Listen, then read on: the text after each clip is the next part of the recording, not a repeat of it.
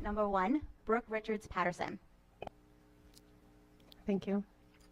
My name is Brooke Richards-Patterson. I'm running for Old Bridge Board of Ed. I've been Old Bridge resident for 13 years. I have 2 children, a daughter who recently graduated nursing school, having started in Old Bridge schools, and a middle schooler. He's been in the school system since kindergarten. For as long as I've been a parent, I've been very hands-on with my kids and feel I've been called to be part of something greater. We need to raise the bar. Before schools shut down, I never questioned the decisions made by the Board of Ed.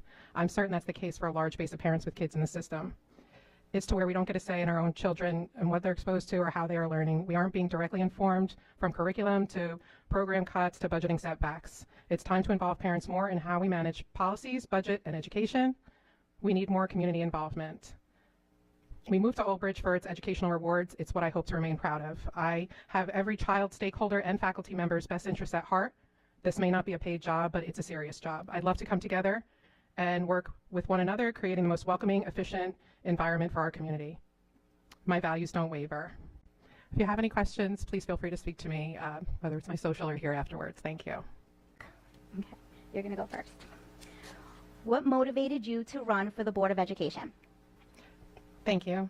My children are my biggest motivation. They've taught me as much as I've taught them. Over the past 5 years, I've watched district families feel left out of major decisions, from administrative changes to budget cuts, and that inspired me to step up. I've watched Board of Ed members not be respectful to one another and feel we deserve better. I've heard from parents and faculty who feel silenced or afraid to speak up, and that's not the culture I want for our schools. My older child has graduated, and my younger one gives me the time and drive to get more involved. I've already volunteered and advocated at every level I can, but now I want to make decisions that truly serve all families openly and fairly from the other side of the podium. Thank you. Thank you. Question 2. What do you see as the biggest challenges facing our district in the next 3 to 5 years? Biggest challenges facing our district. We're facing growing pains, leadership transition, rising costs, and a need for stability. Without a full-time superintendent set in place yet, teachers and families want to feel included again. Fiscal pressures are real, but so is the need for transparency. I'd like to see a forensic audit of past spending and a shared financial tracker for the board, so every member can make informed decisions without starting from scratch. Each year, new members come in. Cuts may come, but collaboration will soften the impact. Long-term planning can't wait. We need it now, built on trust and data. Thank you. Question 3. How do you plan to support academic growth and student achievement for all learners? Every student deserves a fair chance to succeed. That means supporting advanced learners and students with special needs equally. I've heard families say communication with case managers can be difficult, and I want to work with administration to improve on that, also assessing if case managers need additional support. I appreciate that our middle school principal, Mr. Dolan at Sandburg, used the Rutgers testing to identify and close learning gaps. I'd love to see that expanded district-wide. The earlier we intervene, the better habits and confidence our students build. Thank you. The BOE play in ensuring student safety and well-being? Thank you. The board's responsibility for safety goes beyond approving HIB reports. It's about staying connected, reviewing state recommendations, working closely with counselors and administrators, and ensuring our policies reflect the realities students face. Every child deserves to feel safe, supported, and protected, physically, emotionally, and socially. Thank you. Question 7. What experience or skills do you bring that will strengthen the Board of Education? Brooke? Thank you. While I don't think how long you live here warrants your experience, it doesn't hurt either. I've become very involved, scheduled meetings with our business administrator, met with our interim superintendent, attended committee meetings, town council meetings, gone to Trenton twice this year alone, and educated myself on policy and needs every spare chance I get. I've managed teams, systems, and outcomes in healthcare, an industry that demands accountability, compliance, and compassion. Those same skills translate directly into educational governance. Board of Ed is not just about policy, it's about budgets, oversight, and ensuring resources truly serve students. I already advocate for those depending on public service. I understand how to mobilize and inspire support, from fundraising, driving engagement, and building consensus around a mission.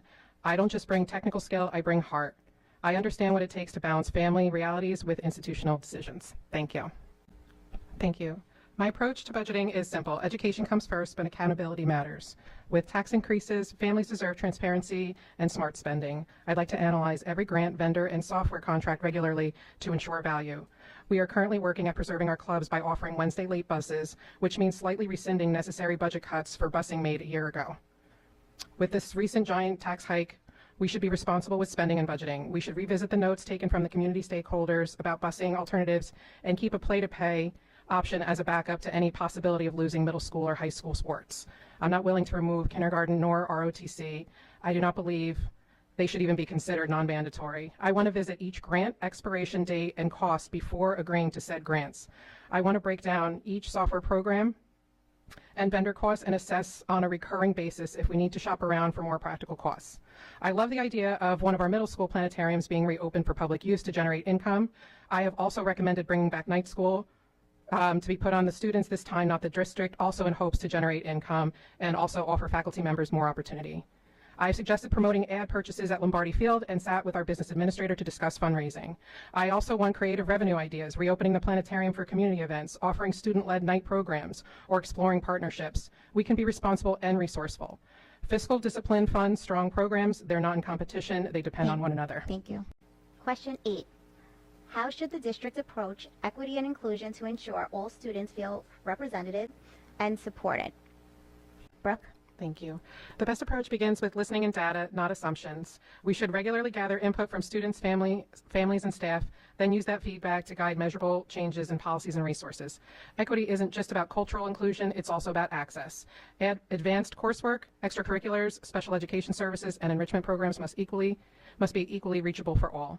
This means removing barriers tied to language or disability and proactively inviting family participation. Teachers and staff should have continuous training and be able to model how to respect one another from kindergarten to senior year. When respect and representation become everyday practice, students thrive as themselves. My first priority is listening, really listening to our staff, administrators, and families. I want to understand their needs directly, not filtered through reports. Direct communication is my priority with stakeholders, and I don't want to take admin's word for happy employees. I want to get to know the needs and the dreams of employees directly. Then I'll focus on transparency and community involvement, making sure more families know about and attend committee meetings, which to me are so informative yet informal. That's where trust is built, and I'll dig into the budget right away to identify where we can save, strengthen, or rethink spending. A good board member connects people, not just policies. These are my thoughts to bring together faculty, not just educators, by the way, and with the community. And before I wrap up, I do want to just wish everybody the best on this panel. This is 6 of us volunteering out of the entire district, out of the entire town. We're giving up our time, we're volunteering our time, and so kudos, I think, to all of us on this panel. And I really want to thank the PTA President's Council for making this fair and respectful and offering this opportunity to our district.